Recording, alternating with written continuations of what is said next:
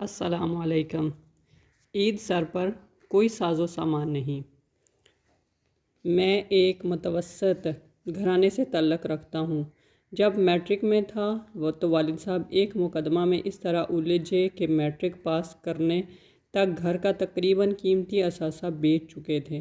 میں نے اچھے نمبروں کے ساتھ میٹرک کا امتحان بھی پاس کیا۔ خواہش تھی کہ تعلیم جاری رکھوں، لیکن والد صاحب کی حالت نگفتہ بے ہو چکی تھی۔ اتنی رقم نہ تھی کہ میں کالج میں داخلہ لے سکوں۔ آخر کافی تگ و دو کے بعد انہوں نے مجھے ایبٹ آباد ایک دیرینہ دوست کے پاس بھیج دیا کہ وہ مجھے کالج میں داخل کروا دیں گے اور بعد میں میرے تعلیمی اخراجات کا بندوبست کر لیا جائے گا۔ مگر جس شخص کے پاس بھیجا گیا تھا انہوں نے ایسا طوطا چشمی سے کام لیا کہ میں انتہائی دل شکستہ ہو کر بہاولپور ایک عزیز کے پاس چلا گیا کہ شاید وہ میری مدد کرے۔ انہوں نے میرے ساتھ اچھا برتاؤ کیا، مگر کالج میں داخلے کی بجائے ایک کمرشل انسٹیٹیوٹ میں داخلے کا مشورہ دے دیا۔ آرزوؤں کا طوفان۔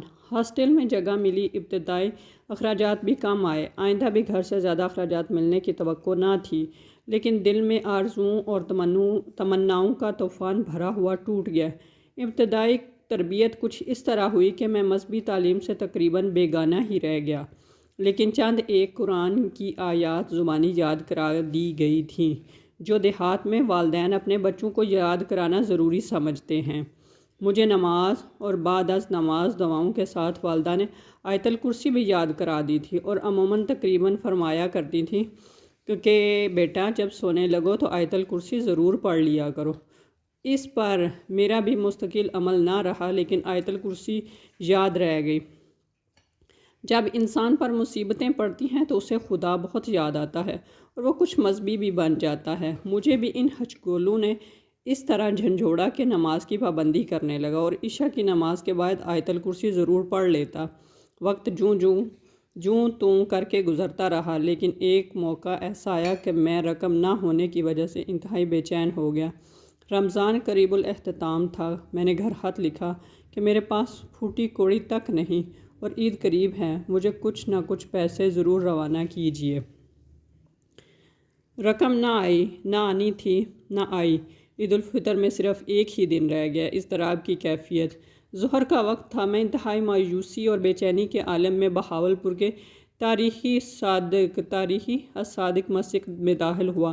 نچلے حصے میں چند لوگ نماز پڑھ رہے تھے، میں بھی وہیں ایک کونے میں کھڑا ہو کر نماز پڑھنے لگ گیا، لیکن مجھ پر کچھ ایسی بے چینی اور اضطراب کی کیفیت طاری ہو گئی کہ آنسوؤں کی جھڑی لگ گئی۔ بمشکل سنتیں پڑھیں اور پھر وہیں بیٹھ کر آیت الکرسی پڑھنی شروع کر دی اور ساتھ ہی سر زانوں میں لے کر چپکے رونا شروع کر دیا۔ تھوڑی دیر کے بعد ہچکی بند گئی اور میں بے حال ہونا شروع ہو گیا۔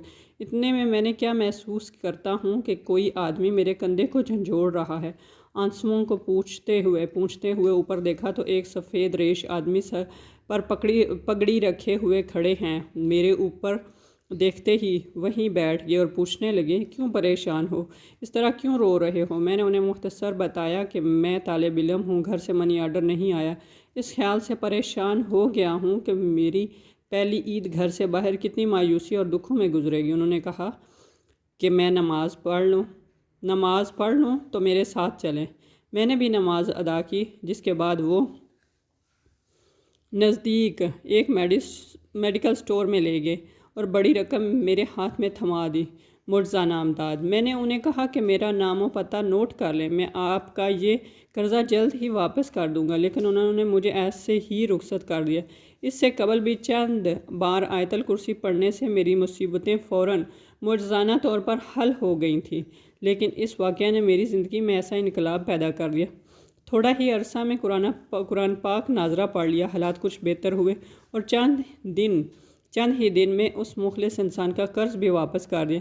میں نے ٹیوشن پڑھانا شروع کیا، جس سے گزر بسر ہونے لگا۔